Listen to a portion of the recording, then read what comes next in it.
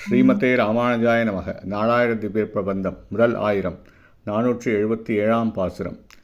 ஸ்ரீ ஆண்டாள் அருளிச் செய்த திருப்பாவை 4ஆம் பாசுரம்.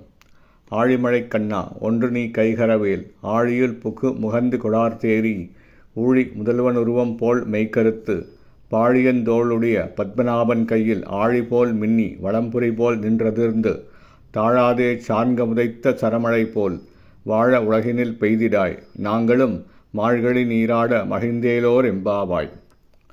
அதிக ஆழம் கொண்ட கடல் நிறையும் அளவிற்கு மழை வளத்தை அளிக்கின்ற பெருமை வாய்ந்த வருண பகவானே, நீ ஒரு சிறிதும் ஒளிவு மறைவு இல்லாமல் கடல் ஆழம் அளவுக்கு ஆழத்தின் உள்ளே சென்று அங்குள்ள நீரை அள்ளிக்கொண்டு வானில் சென்று ஊழிக்காலத்திலும் மாசற்று விளங்கும் உலக முதல்வன் திருமாலின் கருநிறமேனியைப் போல கருத்து அழகான தோள்களை பெற்றிருக்கின்ற பத்மநாபனின் கையிலுள்ள திருவாழி போன்று ஒளியுடன் மின்னி இடக்கையிலுள்ள வலம்புரிச்சங்கு அதிர்ந்து முழங்குவது போல் இடியிடித்து அவன் கையில் தாழ்வு என்னும் தோல்வியை அறியாத சான்கம் என்னும் வில்லிலிருந்து பாய்ந்து வரும் அம்புமழை போன்று காலதாமதமின்றி இவ்வுலக மக்கள் மகிழ்வுடன் வாழும் வகையில் மழை பொழிய வேண்டும்.